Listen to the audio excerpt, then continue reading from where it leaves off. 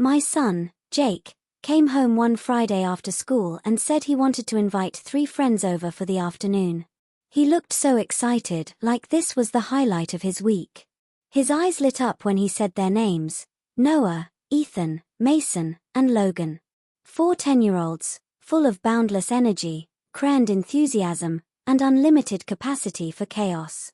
I hesitated when he asked, "This is middle school territory," and their last visit had turned our living room into a disaster zone littered with juice boxes, crayon scribbles, and a suspicious stain on the couch.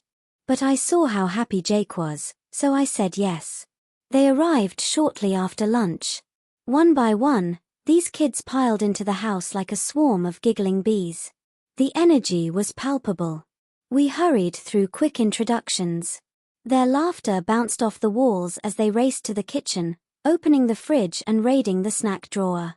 I offered them granola bars, fruit snacks, and bottled water. They consumed it like carnivores at a buffet.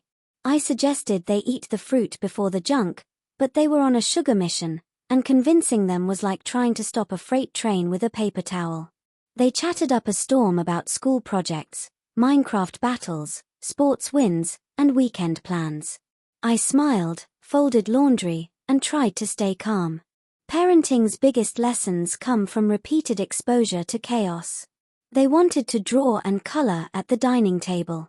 I cleared clear space, gave them crayons, paper, and we all marveled at their artistic expressions, no doubt telling stories only they understood.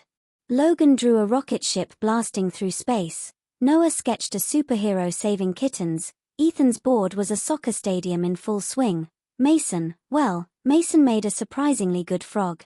But soon that calm creativity splintered, markers spilled, crayons scattered, and the table looked like a toddler tornado hit. I rushed to help clean up while they bounced into the living room, wrestling over who got which couch cushion. The cushion fluff flew everywhere like snowy clouds. I sighed, plastered on a grin, and muttered to myself that if I'd remembered the chaos from last time, I should have said no. After a while, they morphed into miniature athletes. They organized a backyard soccer game that quickly devolved into tag, then into an all-out Nerf gun battle. I watched from the kitchen window as they darted across the yard in full camouflage gear, darts flying, squeals of triumph echoing. Sometimes darts hit the dog, who took it all in stride, sometimes the bushes got peppered, sometimes darts ricocheted and thumped harmlessly into the fence. My heart raced a bit, just hoping no windows would crack today. I thought back to the time when a stray ball smashed our living room lamp. That memory made me clamp my lips shut and focus on breathing. When they came in gasping for a break, I set out juice boxes and handheld fans, because my central air isn't designed for a children's boot camp. They flopped on the couch, still pointing out who won which battle, who sneaked behind a bush, who was the sneakiest dart thrower. I grabbed a mop and quietly glided through the house, scooping stray darts into a bag, brushing dirt off the porch, picking up socks and water bottles. The remnants of battlefield carnage lay all over the living room. I tried not to feel overwhelmed. I tried to remind myself this is childhood, loud, messy, full of bruises and laughter. Before I knew it, they were crawling up the snack ladder again. I found them in the pantry, debating whose mom made the best brownies.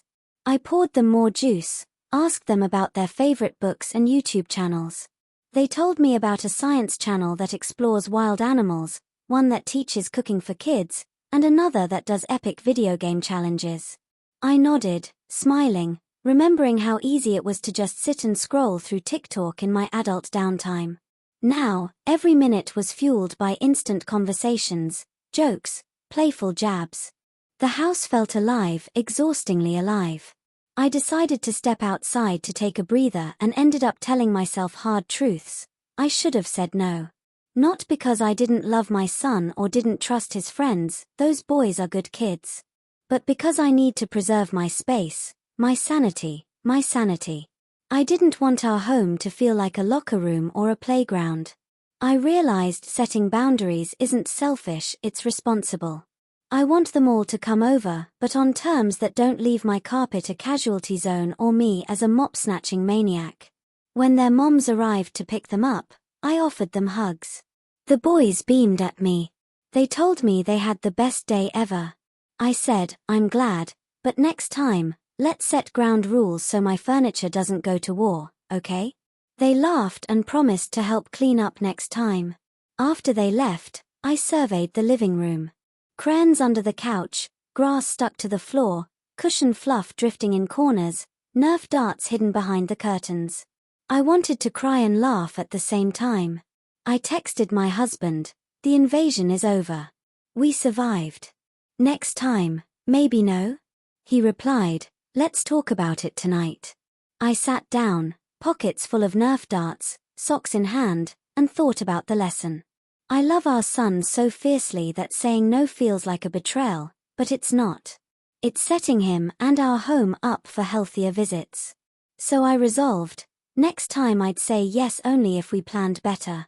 If they help set up, help clean up, and we all share the responsibility. Because parenting isn't just doing what feels good in the moment.